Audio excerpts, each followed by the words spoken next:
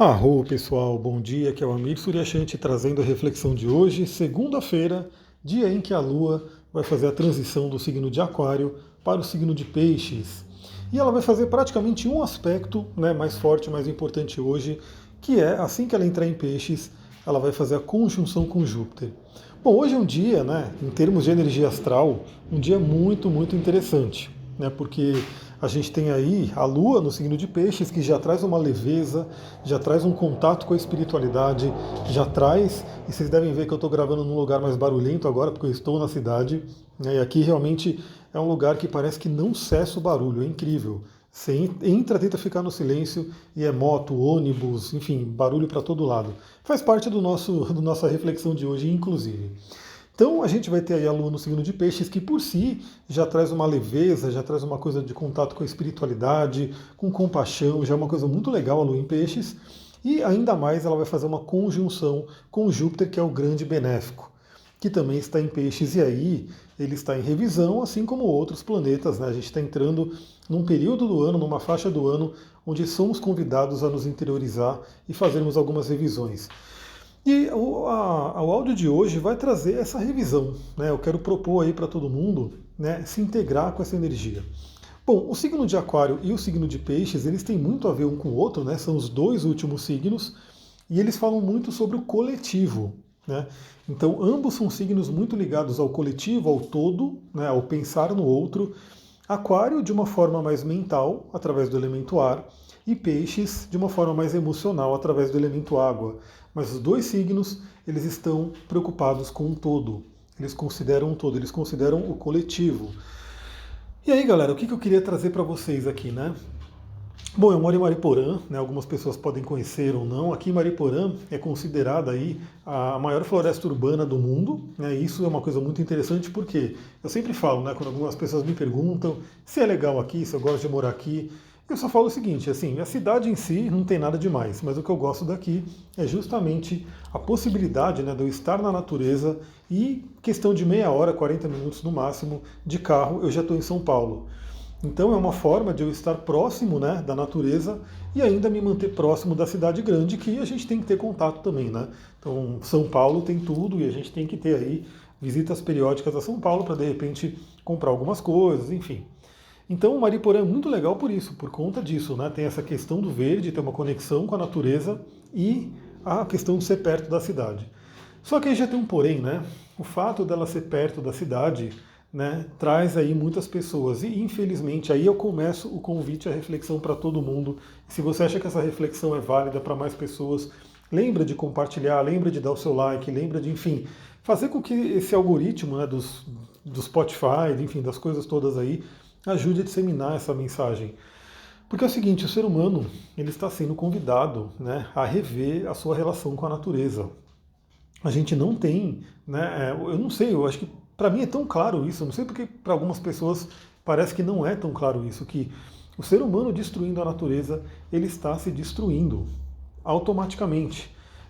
Tem uma matéria que eu tinha visto aí, só que eu não salvei ela, mas era que os cientistas já diziam que assim, o ser humano, se continuar nesse ritmo, ele já está condenado, ele está se condenando por conta das ações dele pela natureza. E olha como é a sincronicidade, Eu estou morando mais pro mato, ainda bem, por isso que eu falei, agora hoje eu estou mais próximo da cidade, tem mais barulho, mas eu estou morando mais pro mato, então está muito mais tranquilo, tudo.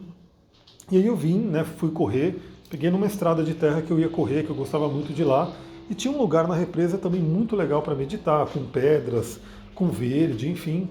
E eu cheguei lá e estava tudo destruído, destruído.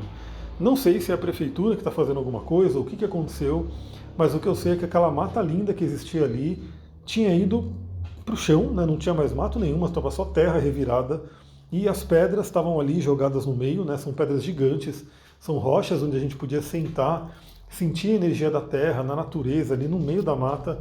E a água, inclusive ali é a represa, a água que todo mundo de São Paulo bebe, praticamente toda a Zona Norte, estava suja. Suja, por conta dessa remexida aí que eles fizeram, enfim.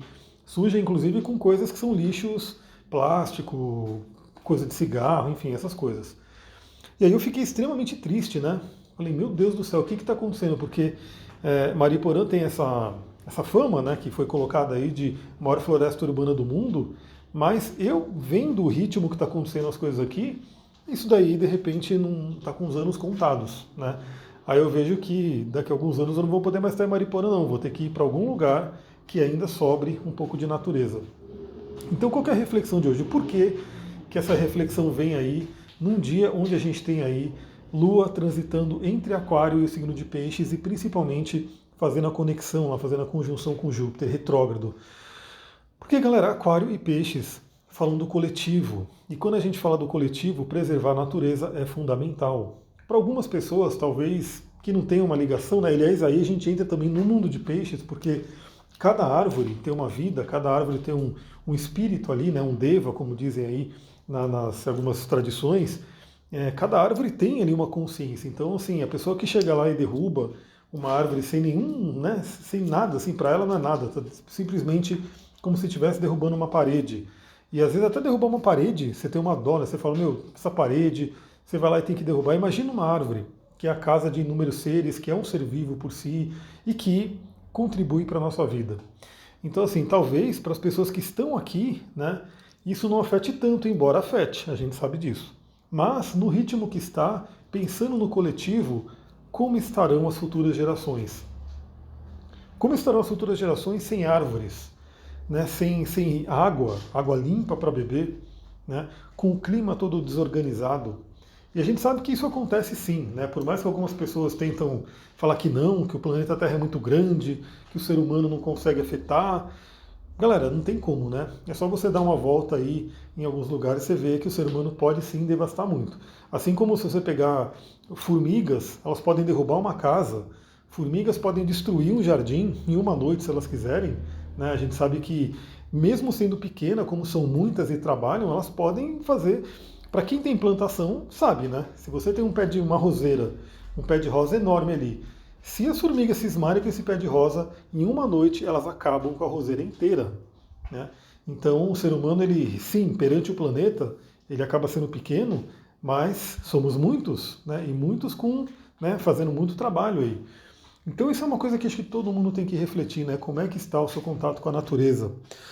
Eu vou ler um trecho aqui muito interessante que eu peguei de um livro que está de graça na Amazon, tá? Se você tiver Kindle, você pode baixar ele de graça, que é o livro, deixa eu pegar o nome direitinho aqui, deixa eu só pegar o nome para mostrar para vocês, que eu recomendo muito, quem quiser baixar, depois eu vou ver se eu posto lá no Instagram também, como dica. Cadê o livro? Cadê aqui, ó? O Amanhã Não Está à Venda, do Ailton Krenak, né, que é um filósofo, um pensador indígena aqui brasileiro.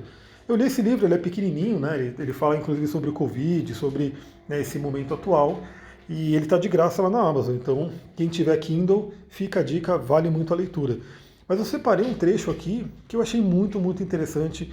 Eu me identifico muito com esse trecho, possivelmente muitas pessoas que me ouvem também. Eu vou começar aspas aqui e vou ler o trecho que ele colocou, olha só. Desde muito tempo, a minha comunhão com tudo que chamam de natureza é uma experiência que não vejo ser valorizada por muita gente que vive na cidade. Já vi pessoas ridicularizando. Aí, entre aspas, ele conversa com árvore, abraça a árvore, conversa com o rio, contempla a montanha, fecha aspas. Como se isso fosse uma espécie de alienação.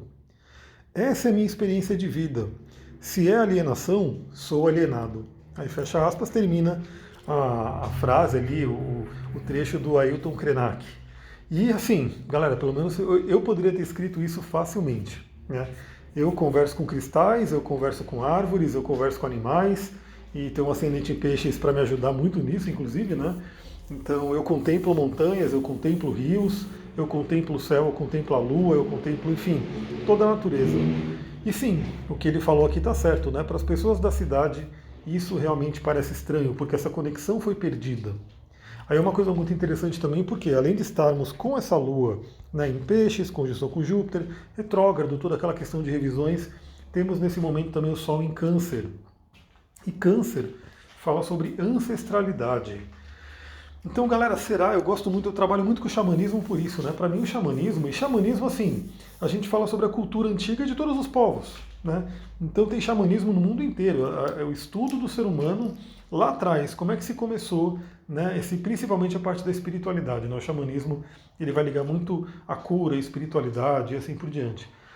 Então, se você for olhar, né, os nossos antepassados, eles tinham essa conexão mais forte com a natureza. Né? Por isso que para eles era normal e por isso que muito da magia hoje em dia, né, que muitas pessoas que estudam magia, enfim, trabalham nessa área, vem disso, porque antigamente, né, o ser humano ele tinha essa proximidade com a natureza. Galera, vocês já pararam para pensar? Eu vou dar uma dica aqui, né?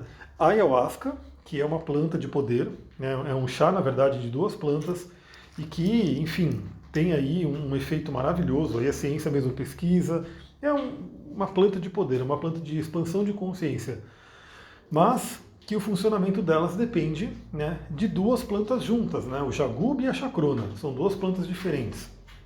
E aí, olha que interessante, vocês já pararam para pensar como que naquela floresta amazônica, que tem ali milhares de espécies de plantas, se eu não me engano, nem conseguiu se catalogar todas as plantas ainda, a própria ciência, né, a botânica, nem conseguiu catalogar todas as plantas que tem ali.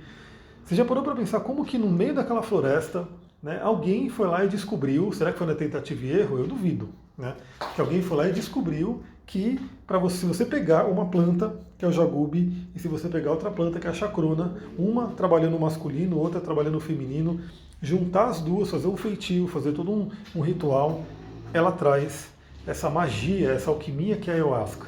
Vocês já pararam para pensar nisso? Bom, o que eu ouvi de histórias, né? Eu quero depois mais para frente estudar mais sobre isso, inclusive, né? Porque eu já tomei, já tenho um bom conhecimento, mas eu não me aprofundei, então não dá para eu realmente falar que eu aprofundei demais, né? Tem livros, inclusive, que falam bastante sobre a ayahuasca, histórico e assim por diante.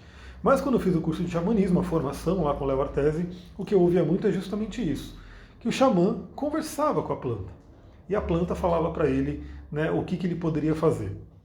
Então a planta falava, você pega você pega outra, mistura ali e vai ter ali aquele chá.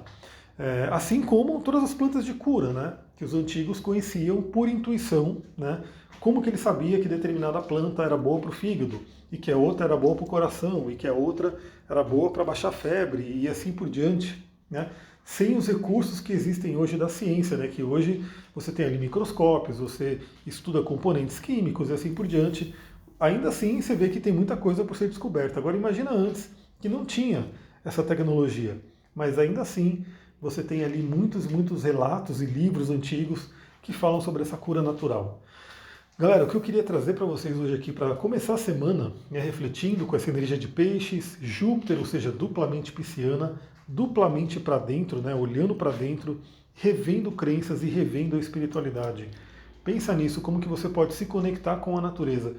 E eu tenho certeza que quando você se conectar, mas se conectar mesmo, com uma árvore, com uma pedra, com uma montanha, com qualquer lugar que seja, quando você se conectar mesmo com os animais, né, você vai sentir muito, né, quando você vê alguma devastação. Né, não vai ser a mesma coisa. Então, assim, hoje talvez algumas pessoas, para elas é indiferente, né, se elas passam num lugar e estão ali devastando as árvores, derrubando as árvores, abrindo terreno, assim por diante. Ou quando vem na TV, né, apreensão de madeira ilegal, aquela coisa toda. Para algumas pessoas isso pode ser simplesmente, é triste e tal, mas não pega tanto. Agora, quando você ativar essa energia pisciana, aí, porque peixes é espiritualidade, peixes é essa coisa que quebra, dissolve os limites. Né? Então, entre eu e uma árvore, o único limite é o ego. O único limite é o ego que cria o muro de separação. Quando você tira o ego da jogada, eu e a árvore somos um. Aliás, quem me deu essa experiência na prática foi a ayahuasca. Né? E um dos rituais que eu tomei num sítio foi incrível, foi maravilhoso. Nossa, esse ritual foi... Nossa, eu poderia falar 1 hora sobre ele, né? Foi muito bom.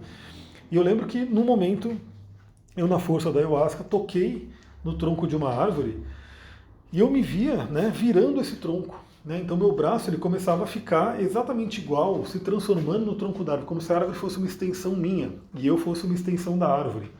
E depois eu fui lá para uma outra parte e eu comecei a pegar numa folha, tocar numa folha, e meu dedo começava a ficar verde, como se o verde, o clorofila, né, a clorofila da folha, fizesse parte da minha pele também. E galera, a gente sabe que é isso, né? E que a planta a ayahuasca, ela abre a sua consciência para que você possa ver, sentir e presenciar isso. Então, como eu falei, talvez eu falando aqui para algumas pessoas seja meio inconcebível, não, a planta é planta, eu sou eu, não tem nada a ver. Mas no mundo de peixes, e a gente vai falar sobre isso no curso, né, sobre a medicina de cada signo, no mundo de peixes a gente dissolve esses limites. Galera, eu vou ficando por aqui. Novamente, se você acha que essa mensagem tem que chegar a mais pessoas, compartilhe aí com 3, 4, 5 amigos, grupos, enfim, pessoas que têm a ver com essa energia e principalmente segue lá no Spotify, dá suas estrelinhas, tudo, para que a gente possa ter aí, né, o algoritmo mostrando esse conteúdo para mais pessoas. Vou ficando por aqui, muita gratidão, Namastê, Harion.